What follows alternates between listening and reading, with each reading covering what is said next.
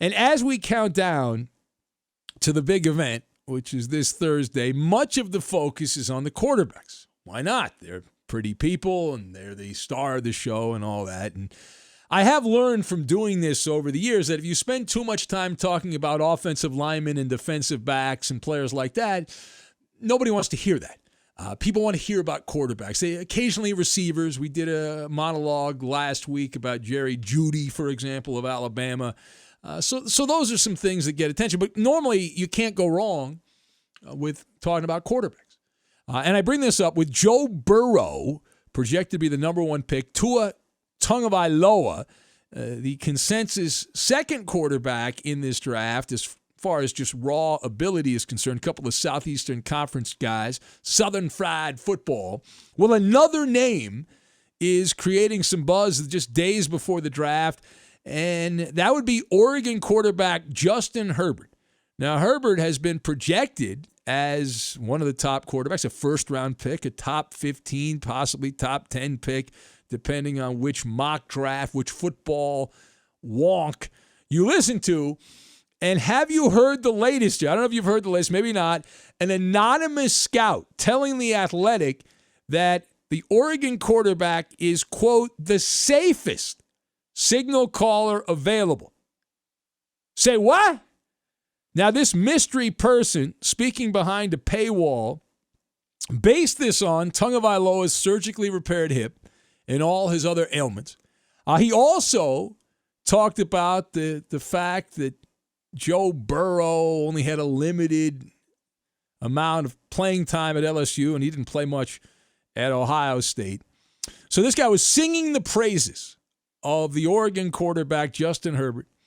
Said he's got a high floor along with his arm talent that stands out, and the safest quarterback is Herbert, and said this particular unnamed scout, that includes Joe Burrow. All right, so let us discuss. Are you in on the hype train, choo-choo, for Justin Herbert? I am not. Now, listen, I watched him play a little bit in college, and I've read way too many of these draft guides that are available, and there's really nothing else new to read sports-wise, so I'm reading these draft guides. You've got measurables. All right, that's number one. You've got killer instinct and anaconda. So these three things, and then we will combine all these things together. All right. Now, first of all, Justin Herbert I put him as a wild card, even though he's a first-round pick, and he will be drafted rather high, barring some kind of photos with a donkey that pop up prior to the draft on Thursday, or even if he has a gas mask smoking weed, like a couple years back in the draft, he'll still be drafted very high. But having watched him play a few times in the Pac-12 at Oregon, the impression I got was this is an underwhelming player.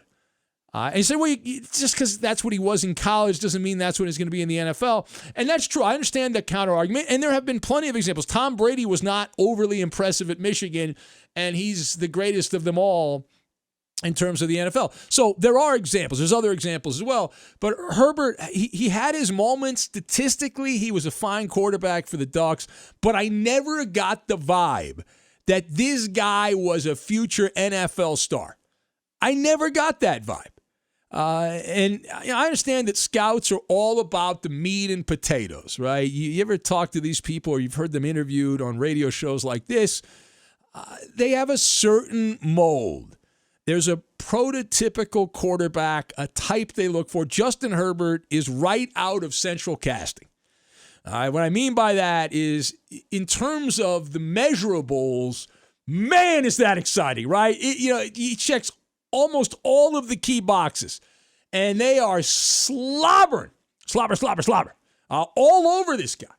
He's got the size. He's 6'6", listed at 227 pounds. He's got a bazooka for an arm. He's got a very powerful arm. He can make all the throws. Of course, all these guys can make all the throws in the draft. Willing to push the ball down the field. I love all these terms these different draft guides say about Justin Herbert. But the main point is he is your classical pocket passer. And that is always the default position that most scouts will fall back on, that you can be lethal at any time. It does. If you're a drop back passer, if the offensive line does their job, that kind of player will be wonderful. Now, the second thing here, my main criticisms with Justin Herbert, I got two things. I just did not see the killer instinct, and I also do not see the precision passing. Of course, I've run many NFL teams behind the microphones of Fox Sports Radio over the years, so I have a certain standard. But he seems, I'm not sure where he's from originally. I don't think he's from Oregon. I don't know where he's from, where he grew up, but he seems like a pretty laid-back guy. And there are laid-back quarterbacks that do well in the NFL, but I like a type A personality. And the other thing here, and I didn't watch Oregon against the bottom feeders. I watched Oregon in what I considered some of the bigger games. I cherry-picked the bigger games last year. And I did not get the sense watching him that this is a guy that elevated his performance in big games. Now, is that unfair? I do not think that I am being unfair here. Oregon was the favorite to come out of the Pac-12. You go to that Pac-12 media day, and they all vote. And they were expected to reach the college football playoff last season. Spoiler alert, it didn't happen. They lost their season opener. That was a neutral site game against a so-so Auburn team.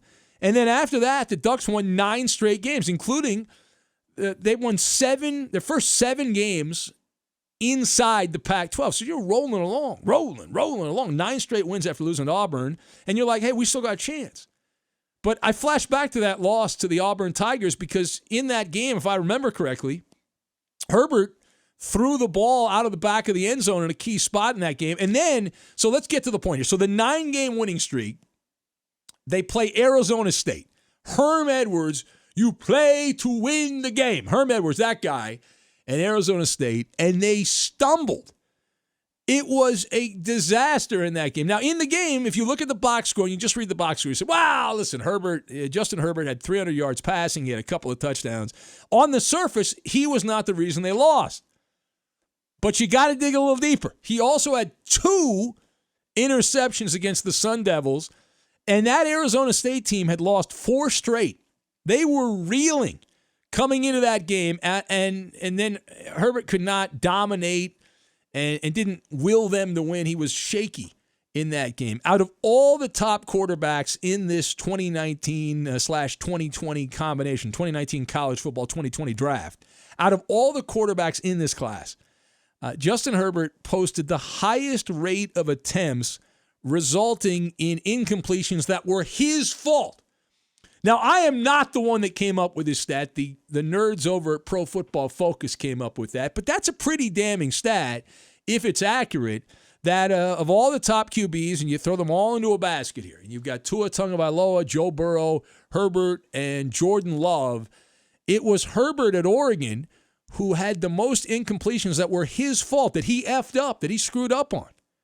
That's according to Pro Football Focus. They have a ball charting system. I don't know how they came up with that Fugazi thing, but I'm sure it's fine. But when I watched him, he looked to be panicky. Whenever he was knocked off rhythm, and listen, people don't like being knocked off rhythm, I understand that, but he just, I don't recall, and maybe I missed it, maybe I missed the game where he came up clutch in the final seconds of the game. I don't recall that. Maybe I wasn't paying attention, I was taking a nap or something like that. All right, final thought. So I'm going to go back to scouts. Now, scouts, and we are doing this entire monologue because of a comment made by a scout behind a paywall on The Athletic, and that led us down this particular rabbit hole, which we're in right now. So scouts always want strong-armed gunslingers, the pocket quarterback, as I have laid out. I've laid that out, and if you watch this, you don't need me to tell you that. You watch the draft year after year, you notice the same patterns. My quarterbacks don't have to reach a certain height. You don't have to be 6'5" or 6'6". You don't have to weigh a certain amount. There are 2 things, only 2, that matter to me in terms of football evaluation of a quarterback. And the most important thing is accuracy. Accuracy is number 1. It clearly is at the top right there. Number 1. good decisions are next, right? Basic decision making. If you combine a quarterback who makes good decisions and is accurate, you are as lethal as a giant anaconda.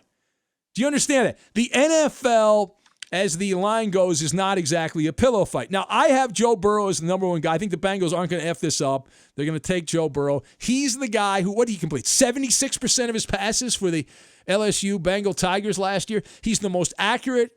He made great decisions.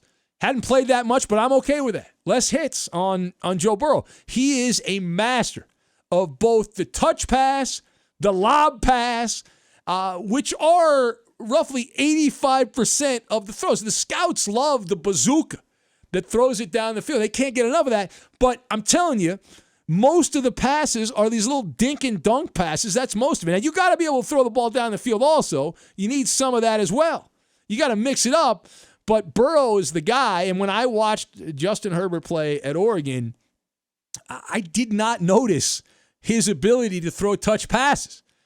He is lacking in this particular area. Yeah, he throws a tight spiral and those bullet passes, 1,000 miles an hour, he's pretty good. But it's like, I'm a baseball guy. At my core, I'm a baseball guy.